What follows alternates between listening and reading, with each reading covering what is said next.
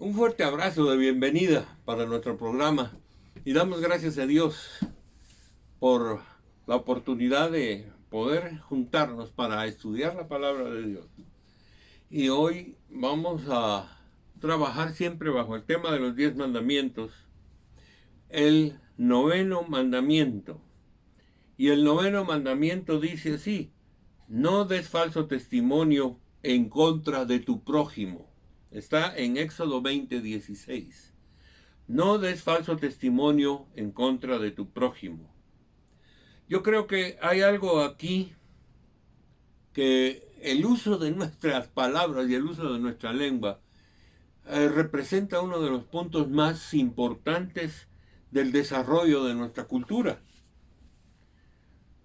Yo digo que el mandamiento número 9 se centra en la autoridad de las palabras que pronunciamos con nuestra boca, cómo usamos el lenguaje y cómo ayudamos a otros a través de nuestras palabras para bendecir en lugar de destruir.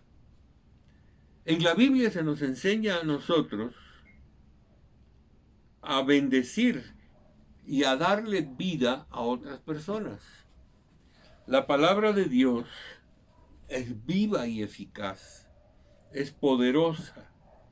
Y yo creo que debemos entender eso porque fíjense ustedes que la creación del universo entero, de acuerdo a Génesis 1, fue creado por la autoridad de la palabra de Dios. Dios dijo y fue creado. Dios dijo y fue hecho. Todas las cosas que existen en el universo son producto de la palabra pronunciada por Dios. Es una palabra creadora, es una palabra que da vida, es una palabra que renueva y que transforma. Y permítame decir, parte de lo que Dios es, nos lo ha dejado a nosotros al darnos la palabra. Permítanme decir esto, la palabra en la Biblia se nos narra a nosotros con una autoridad que quizás ni siquiera nos hemos dado cuenta, pero por ejemplo en el caso de Jesús, Jesús cada vez que habla, su palabra es creadora. Los voy a poner varios ejemplos. Jesús habló a las personas que estaban endemoniadas y fueron libres. Habló al joven que llevaban a enterrar, que estaba muerto, y la palabra de Jesús lo resucitó. Jesús se encontró con un paralítico y su palabra lo sanó. Jesús se encontró con 10 leprosos y por medio de la palabra ellos fueron limpios. Jesús habló una palabra concreta cuando Lázaro ya estaba con 4 días de muerto enterrado en una tumba y Jesús le ordenó que saliera. No solo salió vivo, sino que sano. La palabra es poderosa, la palabra tiene autoridad para que las cosas sucedan como Dios quiere. Y nosotros tenemos que aprender a usar las palabras de maneras positivas, porque también existe la posibilidad que usemos el poder de la misma palabra para destruir. Jesús nos dio un buen ejemplo, porque si ustedes recuerdan aquel pasaje donde van de camino con sus discípulos y Jesús mira una higuera que daba hojas pero no daba frutos, y Jesús viene y maldice la higuera y la higuera se secó. Literalmente se murió.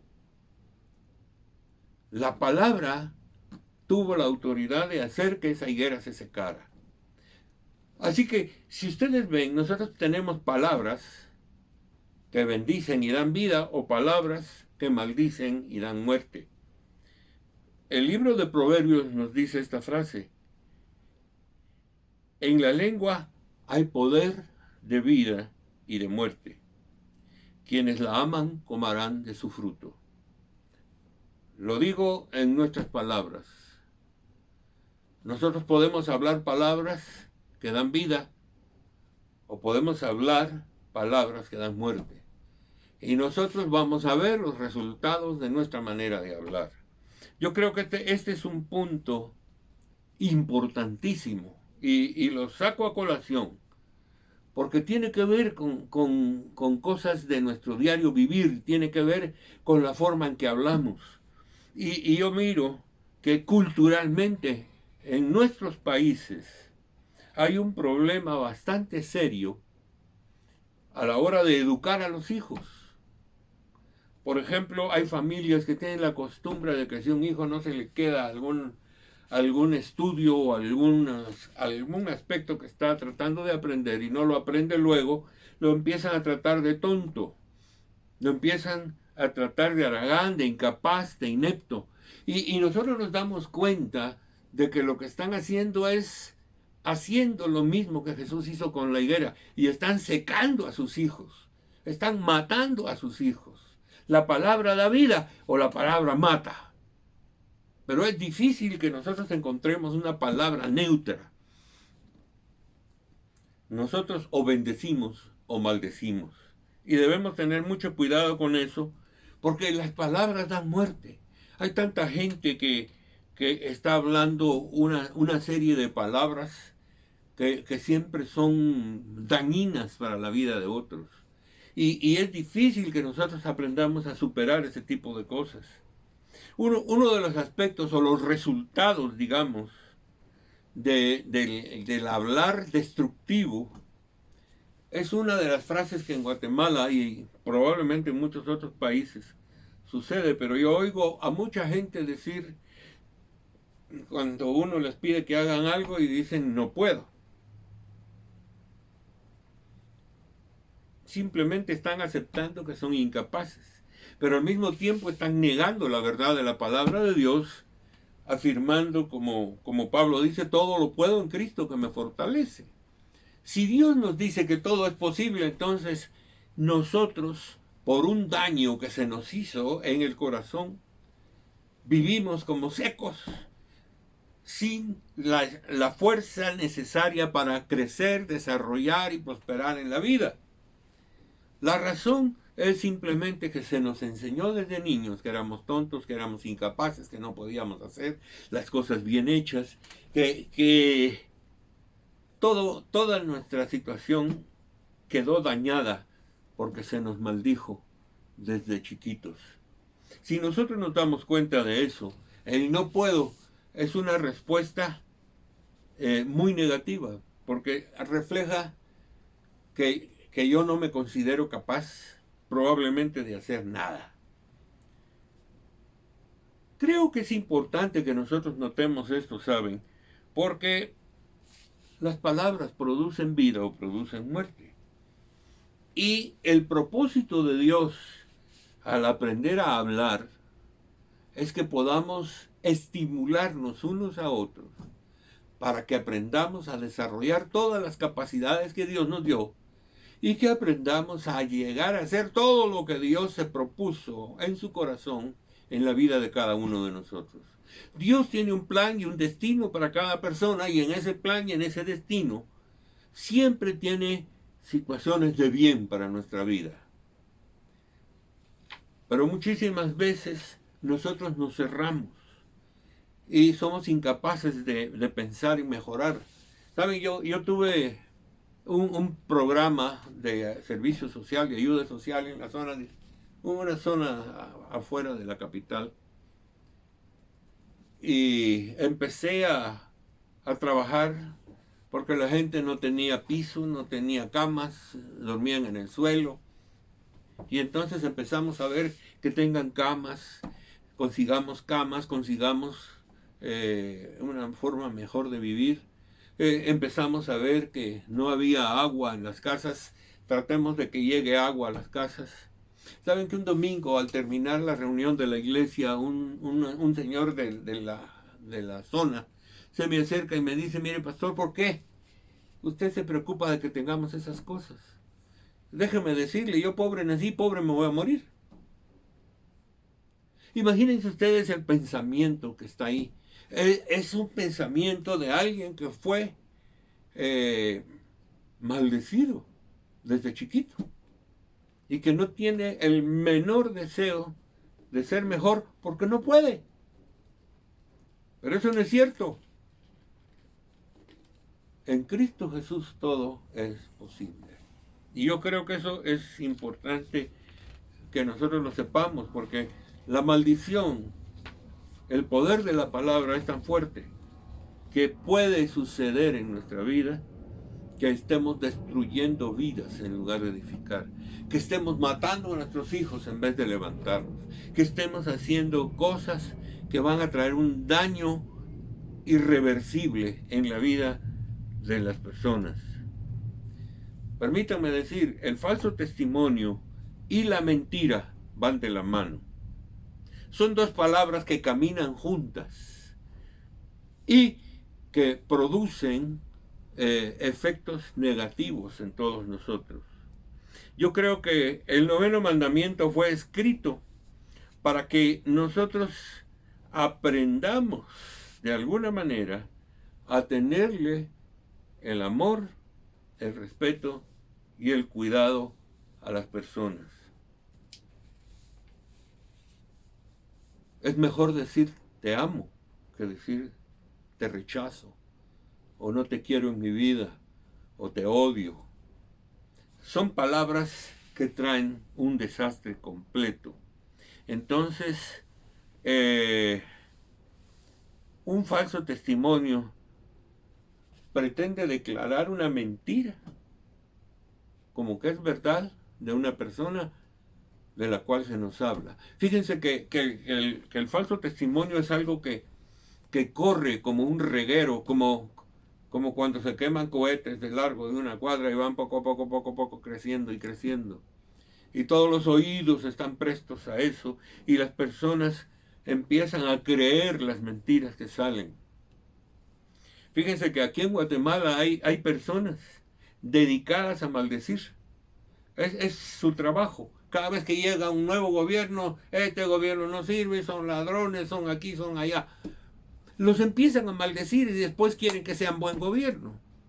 Empiezan a trabajar para secarlos. Pero es como que quisiéramos estar destruyendo nuestra nación en todo momento. Porque destruir a las personas es destruir a la patria, es destruir a todo. Y nosotros tenemos que darnos cuenta que las personas que están haciendo eso tienen mucho de instrumentos diabólicos para destrucción en nuestra tierra. Yo creo que es fuerte decir esto, pero miren ustedes, nosotros vemos casos como el de Cristo. Su juicio fue realmente un juicio de falsos testimonios. La gente quería destruirlo porque prefirieron las tinieblas a la luz. Y entonces levantaron un montón de falsos contra Cristo. El apóstol Pablo fue acusado también de cosas que nunca hizo, con el propósito de matarlo. Nosotros vemos que a nivel de juicio y el testimonio en general tiene también un sentido en el campo de la justicia. Y muchos usan falsos testigos para incriminar a personas con hechos que realmente no hicieron. No estoy hablando de cosas extrañas, pero déjenme decirles algunas cosas que forman parte de nuestra tierra. Fue acusado, algunos líderes guatemaltecos fueron acusados de asesinar gente en la cárcel. Y se levantaron falsos testigos para acusarlos y condenarlos, como por ejemplo el caso de Erwin Speringsen. Si ustedes conocen el caso de Speringsen, está preso en Suiza porque, según los falsos testigos, asesinó a sangre fría a algunos prisioneros. El mismo ministro de Gobernación que estaba en esa época, Carlos Bielma, también lo metieron preso. En España le hicieron el juicio y se dieron cuenta de que el que lo estaba acusando era un testigo falso, pagado por algunas autoridades para meterlo preso. Yo puedo decir esto mismo estaba sucediendo con respecto al general Ríos Montt. había un montón de gente levantándole una serie de falsos y que fue genocida y cosas por el estilo. En realidad, en Guatemala jamás hubo genocidio. Y si hubo muertes entre el pueblo indígena, se mataron entre ellos mismos, estando unos en la guerrilla y otros en el ejército. Yo me doy cuenta de la problemática porque somos muy buenos para acusar, pero muy malos para reconocer las virtudes de las personas. Creo que es importante que nosotros sepamos que no podemos avalar la mentira y la falsedad, no podemos avalar el falso testimonio en las personas. Y yo creo que es muy común. Miren, lo que estoy hablando es a nivel grande, a nivel nacional, pero hay algo que es a nivel personal y a nivel de grupos sociales. Le voy a llamar el chisme. El chisme es algo que se ha vuelto muy popular. Es hablar mal de una persona sin que tengamos pruebas de la verdad que nosotros estamos diciendo. Esto solo manifiesta un corazón malvado y oídos dispuestos a oír lo malo y no lo bueno. Creo que debemos cerrarnos a los chismes y cerrarnos a las palabras que están tratando de destruir. Porque es fácil identificar cuando una palabra sale de los labios de alguien con el propósito de matar, secar y destruir. Y ustedes saben quién es el que tiene ese trabajo. Es Satanás. Entonces, nosotros nos damos cuenta de que el chisme se va regando de boca en boca, de oído en oído, hasta el punto que la gente llega a creer que estas personas de quien se habla son verdaderamente malas. Permítanme leerles un texto de Mateo capítulo 7, los primeros 5 versículos. Aquí tenemos unos consejos de Jesús. Él dijo, no juzguen a nadie, para que nadie los juzgue a ustedes. Porque tal como juzguen, así serán juzgados. Y con la medida que midan a otros, se les medirá a ustedes. ¿Por qué te fijas en la astilla que tiene tu hermano en el ojo y no le das importancia a la viga que está en el tuyo? ¿Cómo puedes decirle a tu hermano, déjame sacarte la astilla del ojo, cuando tú tienes una gran viga en el tuyo? Hipócrita, saca primero la vida de tu propio ojo, la viga de tu propio ojo, y entonces verás con claridad para sacar la astilla del ojo de tu hermano. Jesús nos está diciendo, esas cosas no se hacen. No estemos buscándole defectos a todas las personas. Yo sé que culturalmente Guatemala es buena en eso, pero no solo Guatemala, creo que en todas partes. Nos gusta poner apodos. Fíjense que mis recuerdos de la primaria y la secundaria, me cuesta recordar a mis compañeros por nombre. Me recuerdo de los apodos. El sapo, el lagarto, el enano, el gordo, el flaco. Pero no hay nombres. Es un nivel de irrespeto a veces, porque los apodos generalmente van a buscar nuestros defectos para expresarse. Hay que tener cuidado con eso, porque esas situaciones son terribles. Miren, sufrir asuntos de chismes es una cosa que probablemente todos hemos tenido que sufrir. Permíteme compartirles algo rápidamente. Hace bastantes años atrás, yo estaba transmitiendo un programa en una radiodifusora bastante conocida en Guatemala, y estábamos hablando con el locutor, discutiendo algunas cosas bíblicas, cuando entra una llamada, porque era un programa abierto al público. Y la llamada simplemente, una persona dice, usted que está predicando aquí es un ladrón. ¿Cómo se atreve a estar predicando? El locutor me miró a mí asombrado. ¿Qué está pasando aquí? Se armó un problema grave.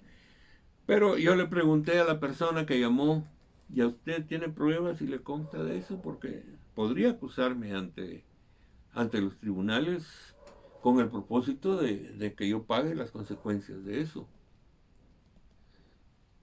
¿Tiene pruebas? Y la respuesta fue, es que todos lo sabemos. Eso solo quiere decir una cosa. Esta persona estaba convencida de que yo era un ladrón, porque alguien se lo dijo, porque a alguien se le ocurrió que yo salí de una iglesia por causa de robos. Pero sí quiero decir que la razón por la cual yo salí de ahí no fue por robar, sino fue más bien por conocer más profundamente a mi Señor y Salvador Jesucristo. Fui bautizado en el Espíritu Santo, fui lleno de la gloria de Dios y mi vida tuvo un cambio tan radical y las expresiones que nuestra iglesia empezó a tener eran bastante libres y bastante fuertes, al punto que nos dijeron, no, esto no lo queremos aquí, váyanse. Pero la gente luego está pensando, es que salió por ladrón, salió porque hizo esto o lo otro, o porque ofendió a alguien. Simplemente fue un chisme que se volvió o se regó y que muchos no entendieron qué es lo que estaba pasando, pero como lo oyeron, siguieron el juego. Ese juego es un juego malévolo nacido en el infierno. Yo creo que cuando alguien nos dice algo malo de otra persona, tenemos que darnos cuenta de que no podemos oírlo a menos que nos traiga pruebas. O si me dice algo malo de otra persona, lo único que puedo decirles, mire, espérese un momentito, llamemos a esa persona y se lo dice en su cara. Pero no estemos hablando de la espalda de él. Los chismes no pueden seguir creciendo. Los chismes deben desaparecer. No corresponde a los hijos de Dios. Pero permítanme hacer una pregunta. ¿Qué podemos hacer cuando el chisme es contra nosotros? Oímos chismes políticos, oímos chismes comerciales, oímos chismes de todo tipo. Pero cuando nos están bajando el pellejo a nosotros, ¿cómo debemos reaccionar? Yo me doy cuenta de esto porque generalmente trae pleitos y situaciones muy engorrosas. Pero tenemos en la Biblia un ejemplo que quiero darte. José fue probablemente el penúltimo hijo de Jacob. Después quedó Benjamín.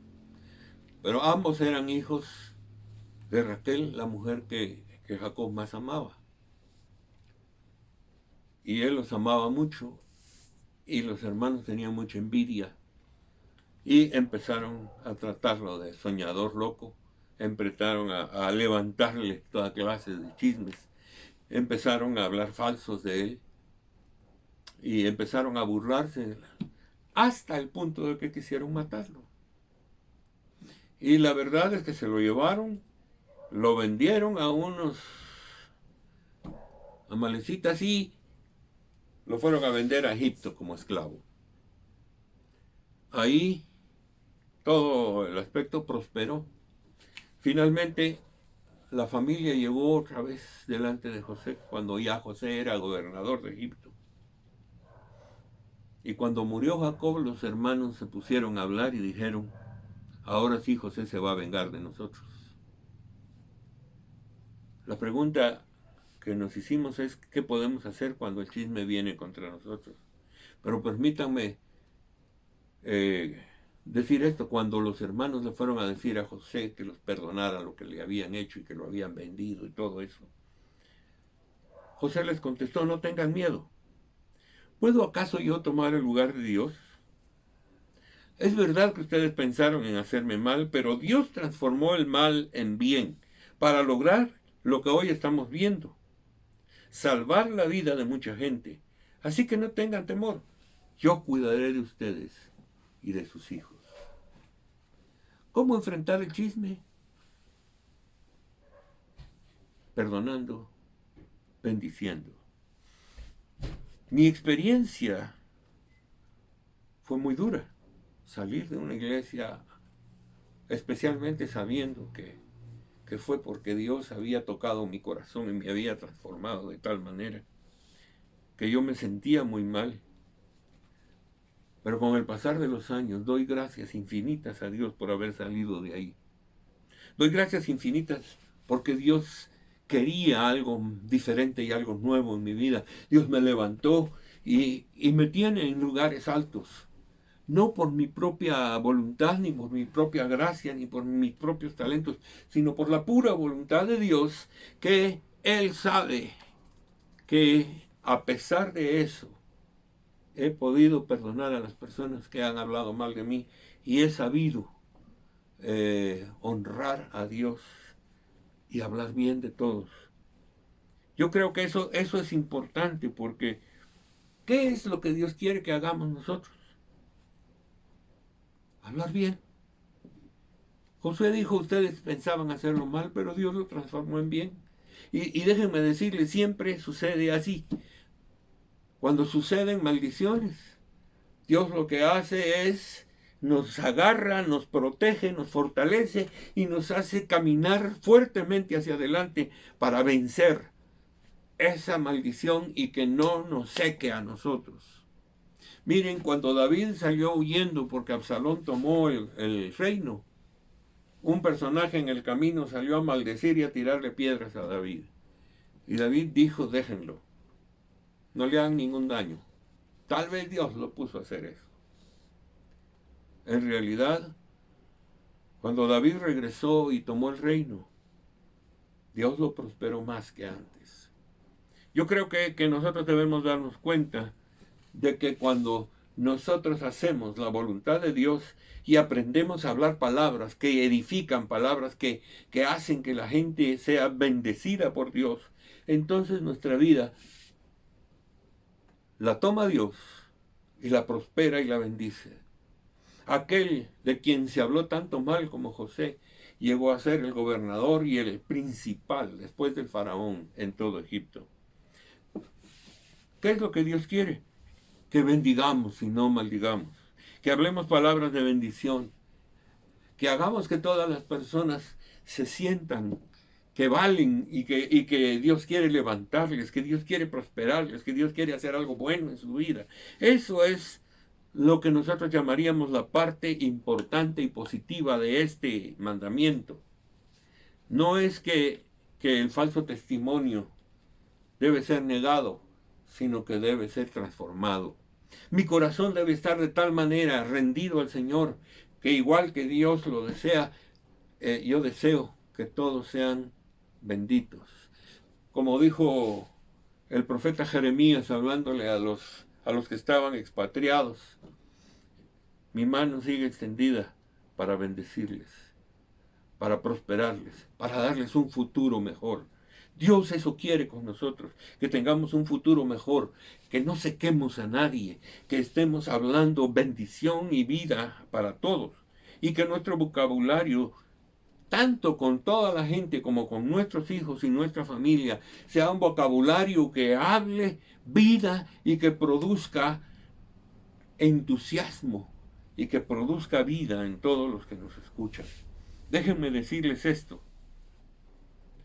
Solo es posible cuando Cristo reina en nuestro corazón. No se trata de cumplir mandamientos por cumplirlos. Se trata de que ese es el corazón de Dios. Y cuando el corazón de Dios está en nuestro corazón, nosotros estamos con Él. Yo quiero dar gracias a Dios realmente, porque esto es obra del Señor, esta es obra de Dios, y nosotros no podemos cambiarlo. Gracias, Padre, porque tú has hecho algo tan fuerte y tan poderoso que no podemos hacer algo si tú no nos diriges. Tú, Señor, has cambiado nuestro vocabulario, nuestras palabras. Hablamos palabras soeces, malas palabras, y las has cambiado en palabras de bendición, de gracia. Como Pablo dijo, que nuestras palabras sean saladas, que sean palabras que tengan un buen sazón para el corazón de todos. Gracias, Señor, por esto. Te bendecimos y te agradecemos todo en el nombre de Jesús. Dios les bendiga y nos vemos en nuestro próximo programa. Amén.